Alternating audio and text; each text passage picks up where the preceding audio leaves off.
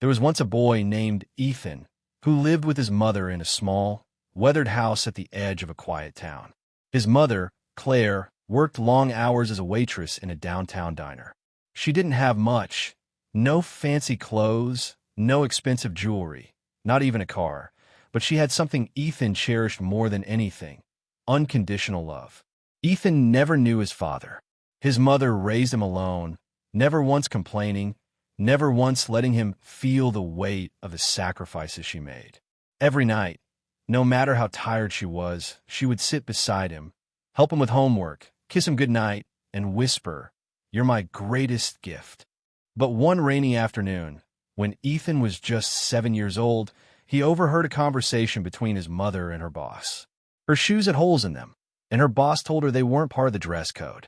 She apologized, said she'd replace them when she got paid, but Ethan knew, in that moment, she couldn't afford it.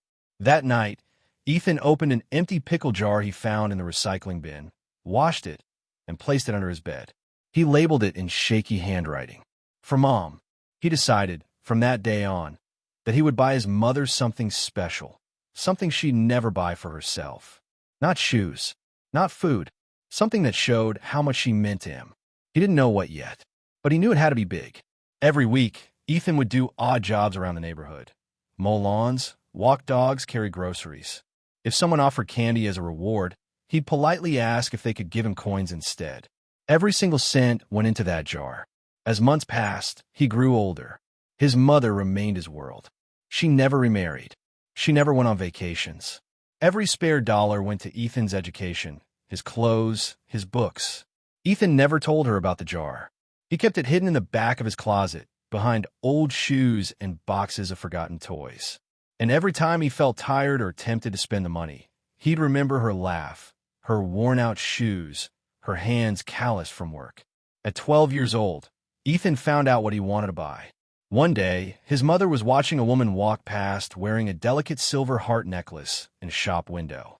Claire stared at it, not with jealousy, but with a wistful smile. She never said a word, but Ethan saw the look in her eyes.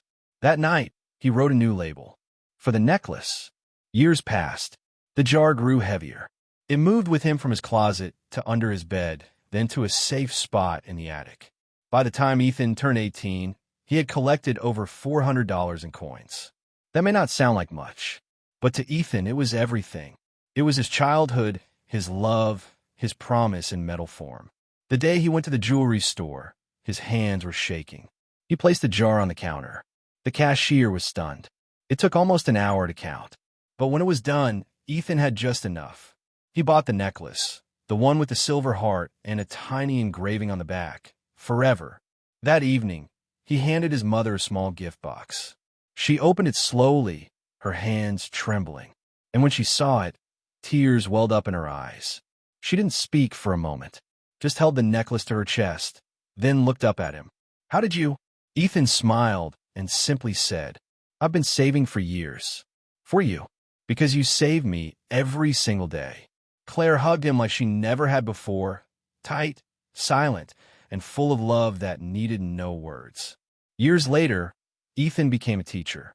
He wore old shoes sometimes, lived simply, and told his students stories, not from textbooks, but from life. He kept the empty jar on his desk as a reminder of what mattered most. And Claire? She never took off that necklace. Not even once. Dedication and love can turn dreams into reality. Ethan didn't have wealth or power, but he had consistency, heart, and a goal born from love. In a world chasing quick rewards, this story reminds us that the slowest journey, taken with purpose, can be the most meaningful. If this story touched your heart, hit that like button, share it with someone you love, and subscribe to Wisdom Tales for more inspiring stories. Remember, it's not about how much you give, but how deeply you care. See you in the next tale.